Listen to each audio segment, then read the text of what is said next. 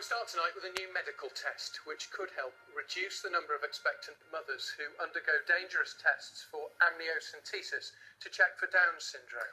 Well, the blood test developed in Manchester is set to be made available for free to some women on the NHS. It will eliminate the risk of miscarriage and is being recommended for all high-risk pregnant women. We'll hear from both sides of the argument in just a moment, including a young woman with a very personal perspective. But first, here's Naomi Cornwell with more. Naomi. Yes, Down syndrome is a genetic condition that can lead to learning difficulties. At the moment, all pregnant women are offered a combined blood and ultrasound test on the NHS when they're 10 to 14 weeks pregnant to check for abnormalities. In these new recommendations, women whose results show they're at high risk will then be offered this new test developed in Manchester. Until now, it's only been available to those paying privately. It just involves taking a sample of the mother's blood, and studies have shown it to be up to 99% accurate in detecting Downs. The company that's developed it says it would mean far fewer women needing the amniocentesis test, which is invasive and can cause miscarriage. That's dangerous, it's unpleasant, and it's very unsettling for the couples involved. So with this new test, the amniocentesis rate, it will be greatly reduced from about 4,000 tests a year down to about a few hundred. So there'll be a big benefit. Well, the new test is expected to be rolled out gradually in the NHS over the next 2 years, but it's raised some ethical concerns. Since the test's been available privately, abortions have gone up by 34%. That's worried Lucy Varley from Prescott. She's recorded an open letter to those behind this recommendation. This is my open letter to the NHS, to the people that are considering making this test free. When I was 6 years old, my mum had Sophie, a child that's brought me so much joy and happiness throughout my life. And the reason that she's brought me so much joy is because she is exactly the way she is. If this test were to be free, just think of all the terminations that would take place as a result. And to me, a world without children with Down syndrome would be a very sad place indeed. Yes, the children do need extra help. And yes, sometimes they do develop at a slower rate than normal people. But don't we all develop at different rates anyway?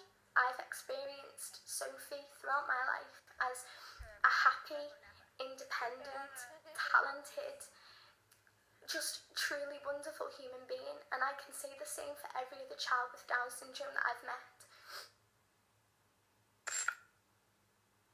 Lucy Varley there. Let's talk about this with Lynn Murray from Saving Down Syndrome, who's in our Edinburgh studio, and Dr. Ruth Bromley there, who you can see at the Institute of Medical Ethics in Manchester.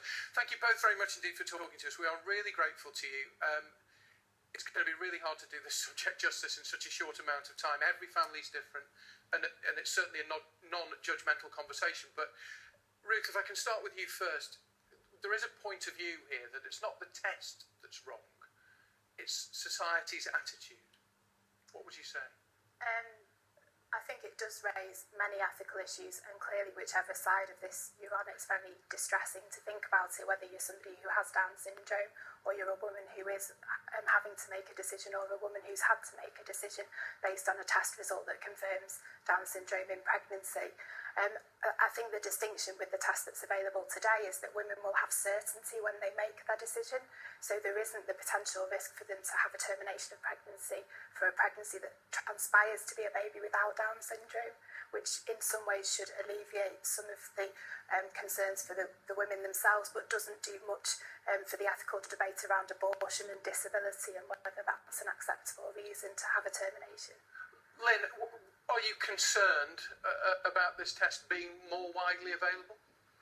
Yes, we are concerned about it being more widely available, and while we appreciate that there will be less miscarriages for those babies not affected by any of the conditions tested for, on the other side there will be an expected increase in the number of people who are diagnosed as having a baby with Down syndrome, and following the current termination rate, there will actually be an overall greater loss of life than previously. And if we're not going to discriminate against whose life is lost, then that's a negative thing rather than a positive. Is it an education issue then? Is there enough education available to expectant mothers, expectant families? well, there's certainly not a good system of information around prenatal testing, that's for sure, because the stories, the thousands of stories that mothers tell us say that this is so, and there is actually not a great deal of evidence from guidelines that they do expect a lot of information to be given out. Well, does this not, though, Ruth, help in terms of choice? I mean, you're a GP. If you can give somebody the information, then they can make an informed decision. Yeah, I mean, the discussion starts with a woman about whether she actually wants to have testing to begin with. So the first bit of any counselling process is about whether she wants the information that she's going to receive from a counselling test. But now, one of the things that has held some women back is that they know that there's a risk of miscarriage from amniocentesis. So, I understand exactly what's being said. It is likely probably to lead to more women choosing to have the test. But the current status of the law is that women are entitled to make decisions about their pregnancies based on serious handicap or disability. And therefore, given that the tests exist, then the sooner in pregnancy that women can start to think about these decisions, the better, really. Lynn, I was listening to a phone in earlier, and a mum of a girl with Down syndrome was talking, and she said it's the future that haunts her. It's not being there, for her daughter when she has passed away. That's what scares would-be parents, isn't it?